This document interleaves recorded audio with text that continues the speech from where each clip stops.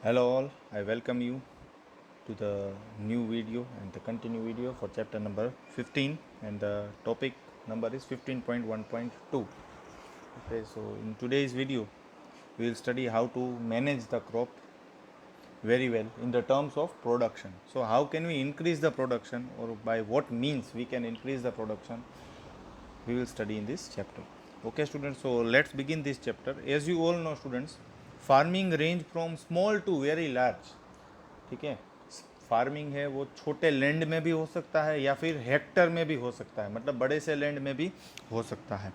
ठीक है, क्यों ऐसा, क्यों, why farming range is from small to very large? And the answer is because land, money, access to information and technology varies from farmer to farmer.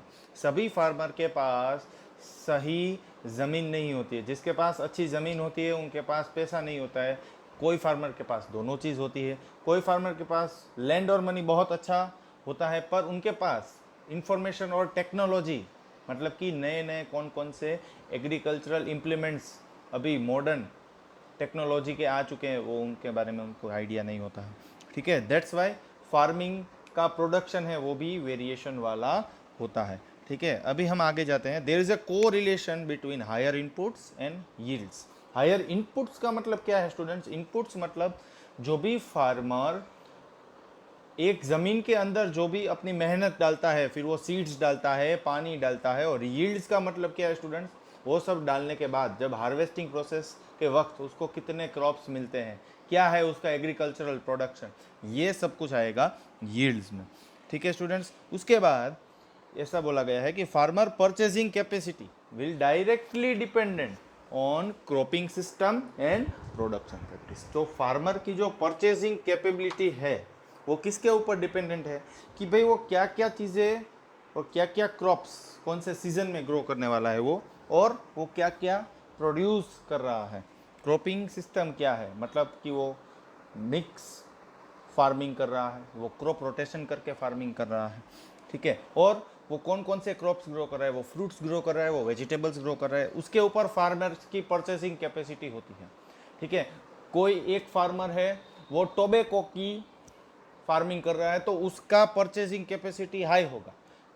ठीक है, क्योंकि उसको मेंटेन करने में बहुत ही पैसा लगता है. तो सेम वे कोई वेजिटेबल फ्रूट्स की करे तो उसको मिनिमम कॉस्ट या मीडियम कॉस्ट में फार्मिंग हो जाएगी. ओके स्टूडेंट्स, अब हम आगे बढ़ते हैं. So farming production practice can be of 3 types, जिसमें नो कॉस्ट आएगा. नो कॉस्ट फार्मिंग का मतलब क्या है स्टूडेंट्स? ये एक ऐसा फार्मिंग हुआ होगा कि जिसमें उसको सब, ये नो कॉस्ट फार्मिंग ऐसा फार्मिंग है जिसमें उन्होंने आर्टिफिशियल कोई चीज़ है वो यूज़ बहुत कम की है या की ही नहीं, उसको हम नो कॉस्ट फार्मिंग बोल सकते हो. उसने सब कुछ अपने एफर्ट से ग्रो किया है, उसको no cost. Low cost farming मतलब थोड़ा बहुत फर्टिलाइज़र, राइट, थोड़े बहुत इंस्ट्रूमेंट्स का यूज़ करके उन्होंने फार्मिंग किया. और हाई कॉस्ट, हाई कॉस्ट है वो क्रॉप्स के ऊपर डिपेंड करता है, जैसे मैंने बोला कौन से क्रॉप्स ग्रो कर रहा है उसके ऊपर. ठीक है, अगर लैंड बड़ा है तो उसके लिए भी हाई कॉस्ट हो सकता है. ठीक है स्टूडेंट्स, तो 3 टाइप के फार्मिंग है: नो कॉस्ट, लो कॉस्ट और हाई कॉस्ट. हाई कॉस्ट में फर्टिलाइजर और वो सब का इस्तेमाल सबसे ज़्यादा, fertiliser, agriculture tools, agriculture implements. Okay student, now after all of this, what is a main thing that is essential for the plants to grow? That is nothing but nutrients. Okay students, as we need food for the growth and development, plants requires nutrients, right students? जैसे हमें खाना मिलता है जिससे हमारी growth होती है, जिससे हमारा शेप डेवलप होता है, जिससे हम डेवलप होते हैं, जिससे हमारा ब्रेन चलता है. ठीक है, तो वो फूड में न्यूट्रिशन होता है. सेम वे प्लांट्स को भी न्यूट्रिएंट्स चाहिए. क्या चाहिए स्टूडेंट्स? न्यूट्रिएंट्स, तो ही वो ग्रो कर पाएंगे. मैंने यहाँ पे बहुत ही अच्छा डायग्राम आपको दिखाया है जिसमें एक प्लांट है और कई सारे न्यूट्रिएंट्स है वो यूटिलाइज कर रहा है. आप देख सकते हो स्टूडेंट, सनलाइट है वो ले रहा है, कार्बन डाइऑक्साइड ले रहा है, ऑक्सीजन ले रहा है. आप नीचे आप देख सकते हो स्टूडेंट्स, यहाँ पे सभी न्यूट्रिएंट्स है वो केमिकल के नेम्स दिए हैं, आप गिन सकते हो. टोटल 16 न्यूट्रिएंट्स होंगे.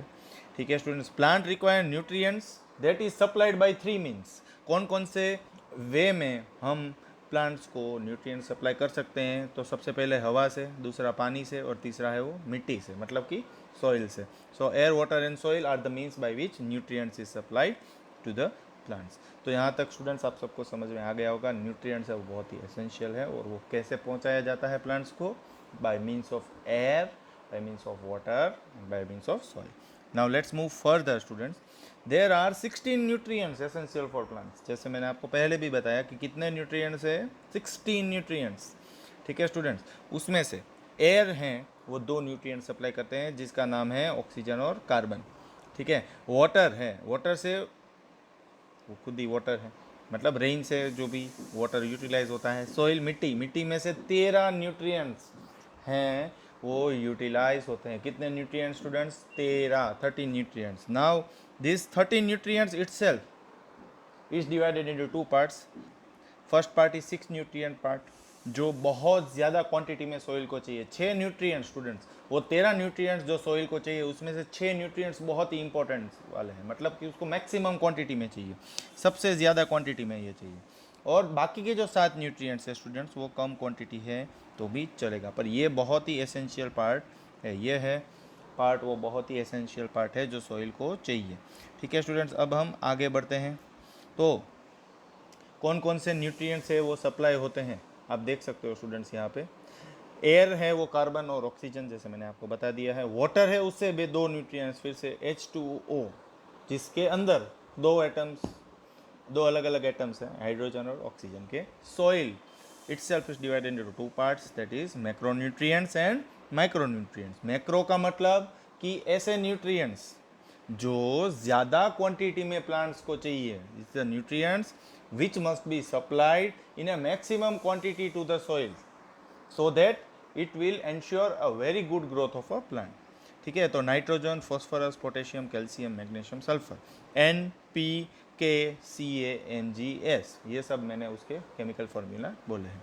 फिर माइक्रो न्यूट्रिएंट्स, माइक्रो मतलब, माइक्रो का मतलब छोटा, मतलब कि the nutrients which is required less for the plants, so it is supplied in less quantity to the plants। such nutrients are called micronutrients। उसमें iron, Fe, manganese, Mn, boron, B, zinc, Zn, copper, Cu, molybdenum, Mo और chlorine, Cl, ये सब कुछ supply होता है कम से कम quantity में, पर होता है। ठीक है, पर सबसे ज़्यादा ऊपर वाले मैक्रोन्यूट्रिएंट्स, मैक्रो मतलब सबसे ज़्यादा सप्लाई होते हैं, माइक्रो मतलब सबसे कम सप्लाई होते हैं। अब हम आगे बढ़ते हैं। अगर ये न्यूट्रिएंट्स प्लांट्स को नहीं मिले तो क्या होगा, डेफिशिएंसी में effect the reproduction process of plants, मतलब कि नए नए प्लांट्स है वो ग्रो नहीं कर पाएंगे। अभी के जो एग्जिस्टिंग प्लांट्स है उसकी ग्रोथ है वो भी इफेक्ट होगी, मतलब कि उसकी जितनी हाइट है, उसके जितने ब्रांचेज है, उसके स्टेम के जो विड्थ है वो सब कम हो सकती है और वो फटाफट डिजीज़ को कैच कर सकता है। It will be more susceptible to disease, they can catch disease very easily. Immunity system plants की भी बिगड़ जाएगी। ठीक है स्टूडेंट्स, तो deficiency of nutrients may affect their reproduction, may affect their growth, and may make their prone to disease। Now last point, to increase production soil can be enriched by supplying the nutrients in the form of manure and fertilizer। तो ये nutrients ज़रूरी तो है, पर हम soil में कैसे देंगे, वो 13 nutrients हम soil में कैसे सप्लाई करेंगे, ठीक है, उसके बारे में हम पढ़ेंगे। तो मैन्योर से, मैन्योर एक बहुत ही नेचुरल तरीका है, मैंने सबके पिक्चर्स डाले हैं तो आप पूरा वीडियो अच्छे से देखिए स्टूडेंट्स, बहुत ही नॉलेज मिलेगा। Large quantities of organic matter and supply small quantity of small nutrients to the soil. इसमें सबसे ज़्यादा नेचुरल मैटर होता है और सबसे कम न्यूट्रिएंट्स वो सप्लाई करेगा, मतलब कम क्वांटिटी में न्यूट्रिएंट्स सप्लाई करेगा पर सप्लाई ज़रूर करेगा। ठीक है, न्यूट्रिएंट्स कम क्वांटिटी में, क्योंकि ये नेचुरल चीज़ है, इसमें न्यूट्रिएंट्स का जो कंपोजिशन है वो कम है। It enriches soil with organic matter, organic मतलब नेचुरल मैटर, जैसे मैंने बोला क्या है नेचुरल, और मैन्योर किससे बनता है students, you can see over here, it is made up of decomposed plants and animal excreta. किससे बना है students, it is made up of decomposed plant, it is made up of decomposed plant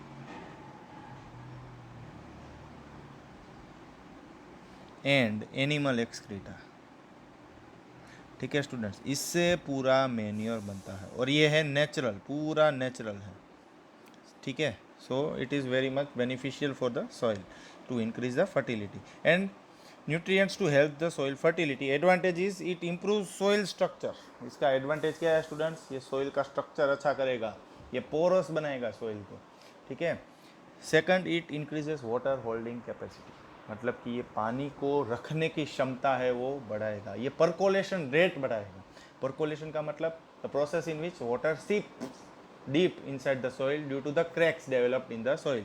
crack develop होने की वजह से पानी वो अच्छे से अंदर जा पाए, उसके रूट्स तक जा पाए। अगर रूट्स तक पानी जाएगा तो ही उसके साथ मिनरल्स जाएंगे और तो ही प्लांट्स का प्रॉपर ग्रोथ होने वाला है, ठीक है स्टूडेंट्स। एडवांटेजेस बहुत सारे हैं मैन्योर के। It also helps in avoiding water logging. इसके कारण जो पानी अगर अच्छे ढंग से अंदर चला जाएगा तो पानी एक जगह पे जमा नहीं होगा। वाटर लॉगिंग का मतलब क्या है? The accumulation of water in one particular area is known as water logging, तो वो नहीं होगा। और ये बहुत ही एनवायरनमेंट फ्रेंडली मेथड है, क्योंकि ये हमारे लैंड को भी क्लीन कर देगा। कैसे? क्योंकि बायोलॉजिकल वेस्ट से ही पूरा लैंड है वो क्लीन होगा। और उसके साथ जिस तरह आप बायोलॉजिकल वेस्ट को in the form of manure use करोगे स्टूडेंट्स, उतना लैंड क्लीन हुआ। और उसके साथ हमें और एक एडवांटेज मिला, जो है फर्टिलाइज़र का यूज़ कम हो गया। फर्टिलाइज़र का जो यूज़ था वो कम हो गया, इसलिए इसको एनवायरमेंटल फ्रेंडली मेथड है। पर इसका एक डिसएडवांटेज है कि भाई ये कम न्यूट्रिशन सप्लाई करता है, और दूसरा इसकी इफ़ेक्ट है वो बहुत लंबे टाइम के बाद दिखती है, मतलब ये धीरे धीरे काम करता है। इसलिए इसको हमेशा फर्टिलाइज़र के साथ यूज़ किया जाता है। Now see students, manure itself is divided into two parts. First is compost and second is vermicompost, ठीक है। तो पहले कंपोस्ट को समझते हैं। The process in which livestock, excreta, vegetable waste, animal refuse, domestic waste, weeds is decompose in pits. Pits का मतलब एक बड़ा सा खड्डा कर उसके अंदर हम cow dung, vegetable waste, animal refuse, animal का जो वेस्ट है वो, डोमेस्टिक वेस्ट, वीड्स, ये सब डाल के उसको अगर सड़ने देते हैं, same as biogas, it is called compost. तो उससे जो सॉलिड चीज़ बनती है डिकम्पोजिशन प्रोसेस के बाद, तो उसको हम कंपोस्ट बोलते हैं, ठीक है स्टूडेंट। तो वर्मी कंपोस्ट किसे बोलेंगे, चलो देखते हैं। Compost is also prepared by using earthworm to fasten the decomposition process of plants and animal which is called vermicompost. अगर आप ये सब चीज़ें जो आपने पहले हमें देखी कि एक पिट के अंदर हमने काऊ डंग, एनिमल वेस्ट, प्लांट वेस्ट वो सब डाला, वीड्स डाले और उसको डिकम्पोज करने दिया, अगर उसके साथ में अर्थवर्म, नेमाटोड्स ये सब इंट्रोड्यूस कर दूँ, तो ये सब क्या करेंगे स्टूडेंट्स? प्लांट्स और एनिमल वेस्ट को खाने की कोशिश करेंगे, जिसके कारण डिकम्पोजिशन है वो फटाफट हो जाएगा। और उसके कारण ये जो वर्मी कंपोस्ट है वो फटाफट तैयार हो जाएगा, जिसके कारण हम उसको लैंड में स्प्रेड करके सॉइल की फर्टिलिटी को बढ़ा सकते हैं। वर्मी कंपोस्ट कैसा होता है देख सकते हो स्टूडेंट्स। देयर आर इंसेक्ट्स और वॉर्म्स ओवर हियर, ठीक है स्टूडेंट्स। तो ये सब क्या करेंगे स्टूडेंट्स? सॉइल की फर्टिलिटी को बढ़ाएंगे। आगे जाते हैं स्टूडेंट्स, ग्रीन मैन्योर। अभी ये ग्रीन मैन्योर है क्या? Some plants like sun hemp और guar are grown and mulched by ploughing into the soil. देखिए स्टूडेंट्स, कई सारे प्लांट्स खुद ही एक मैन्योर की तरह काम करते हैं, जैसे कि सन हेम्प और गुआर, जिसका नाम है गुआर। गुआर जो हम वेजिटेबल के फॉर्म में खाते हैं, वो directly as a manure use होता है, जिसको प्लफिंग में मिक्स किया जाता है सॉइल में, ठीक है। कैसे मिक्स किया जाता है? डायरेक्टली सॉइल के ऊपर एक एडिशनल लेयर बनाया जाता है, ठीक है। समझ में नहीं है कोई बात नहीं, एक पिक्चर से आपको क्लियरिफाई कर देता हूँ। ये देखिए स्टूडेंट्स, अब देख सकते हो सॉइल के ऊपर एक एक्स्ट्रा लेयर है, तो ये डायरेक्टली आप देख सकते हो कि ये ग्रीन मैन्योर को स्प्रेड किया जाता है सॉइल के ऊपर एक एडिशनल लेयर, ठीक है, जिसके कारण उसकी सॉइल फर्टिलिटी बढ़ जाती है। तो ग्रीन मैन्योर और green plants helps in enriching soil with which two nutrients which is macro nutrients. आपको मालूम होगा ये कौन से न्यूट्रिएंट्स है स्टूडेंट्स?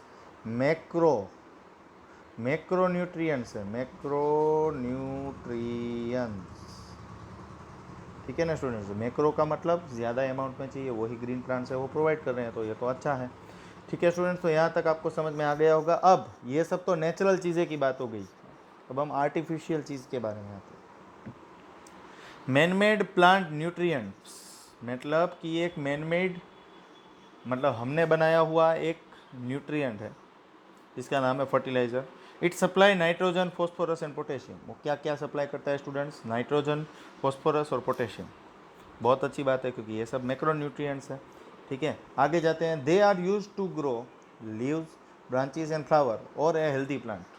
बहुत अच्छी तरीके से जो main parts of the plant से वो ग्रो हो पाए, इसके लिए ये यूज़ होता है, ठीक है। और ये फटाफट काम करता है। फर्टिलाइज़र देखिए स्टूडेंट्स, ये मैंने डायरेक्टली एक पिक्चर आपको दिखाया है। N15 नाइट्रोजन, उसके साथ कैल्शियम और जिंक भी सप्लाई होगा, माइक्रो न्यूट्रिएंट्स, फॉस्फेट तो मैक्रो के साथ माइक्रो का मिक्सचर फिर से, और पोटेशियम, सल्फर, मैग्नीशियम, ठीक है। ये तीनों है वो फर्टिलाइज़र्स हैं। उसके साथ ड्रॉपर दिया गया है, मतलब फर्टिलाइज़र है वो पूरी बोतल खाली नहीं कर देनी है, उसका कोई एक क्वांटिटी होती है, मिनिमम क्वांटिटी, कि इतने सॉइल में इतना प्लांट ग्रो करना है या ये प्लांट के लिए इतना ही डोज होना चाहिए। So what must be precaution while applying fertiliser, proper amount, कितना फर्टिलाइज़र आप देते हो, कितने ml फर्टिलाइज़र कितने प्लांट्स को चाहिए, उसका चार्ट होता है, उसके हिसाब से उसको देना पड़ता है। और कितने टाइम में अप्लाई करता है, मतलब कि एक फर्टिलाइज़र है स्टूडेंट्स, उसको हमें एक वीक में एक बार देना है, एक वीक में 2 बार देना है, एक महीने में एक बार देना है, उसको एक साइकिल बोलते हैं, एक टाइम बोलते हैं, ठीक है ना students. Pre and post applying precaution, मतलब कि आप फर्टिलाइज़र अप्लाई कर रहे हो, उसमें पहले कौन से प्रोसेस की ज़रूरत है, कुछ पिट है वो चाहिए, प्लफिंग प्रोसेस की ज़रूरत है, प्री। और पोस्ट अप्लाइंग का मतलब ये है स्टूडेंट्स कि फर्टिलाइज़र अप्लाई होने के बाद कितने दिन में हमें पानी का सप्लाई करना है, वो फर्टिलाइज़र के साथ कौन सा फर्टिलाइज़र हमें ऐड नहीं करना है, ठीक है स्टूडेंट। कितनी देर तक हमें वो प्लांट को सनलाइट देनी है फर्टिलाइज़र अप्लाई होने के बाद, ये सब प्री और पोस्ट अप्लाइंग प्रिकॉशंस है, ठीक है। और डिसएडवांटेज क्या है, डिसएडवांटेज सबसे पहला, if fertiliser is carried with water or washed away with water, it will create a pollution, and that you know very well, that is water pollution.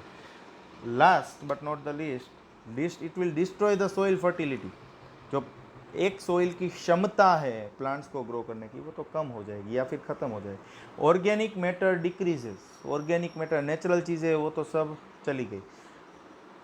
Micro organisms in the soil will be harmed, micro organism जो भी soil में है students वो मर जाएंगे, तो उसके कारण सोइल की फर्टिलिटी फिर से कम हो जाएगी, क्योंकि माइक्रो ऑर्गेनिजम्स है वो भी सोइल की फर्टिलिटी बढ़ाने में हेल्प करते हैं। आपको मालूम होगा माइक्रो ऑर्गेनिज्म है वो डिकम्पोजर्स हैं, कोई भी प्लांट्स अगर डेड हो जाएगा तो उसमें से भी वो न्यूट्रिशन निकाल के सोइल में डाल देगा, सोइल को रिचार्ज कर देगा न्यूट्रिशन से। ओके स्टूडेंट्स, तो होपफुली आपको ये समझ में आ गया होगा। तो लास्टली हमने क्या कंक्लूड किया कि so we have to balance the short term use of fertiliser and long term use of manure. हमें दोनों पर्सपेक्टिव से एक सोइल है उसको नरिश करना है न्यूट्रिशन से, जिसमें short term use of fertiliser, मतलब कि हमें फर्टिलाइज़र का यूज़ करना है पर थोड़े ही टाइम के लिए, और हमें मैन्योर का यूज़ है वो बढ़ाना है। ये दोनों साइकिल को हमें बैलेंस करते हुए ही सोइल की फर्टिलिटी को बढ़ा के अच्छे से क्रॉप को प्रोड्यूस करके क्रॉप्स की डिमांड को पॉपुलेशन के साथ मीट करना है। जो मैंने वीडियो नंबर 1 में बताया था कि क्रॉप्स की डिमांड बहुत बढ़ गई है, इसीलिए आप ये चैप्टर पढ़ रहे हो, ठीक है। तो हमें दोनों चीज़ देखनी है, short term use of fertilizer and long term use of manure, in order to increasing the soil fertility, which may help to grow the crops to meet the demand of the population. Hopefully आप सबको ये video पसंद आया होगा, so do like the video. Thank you for watching the video.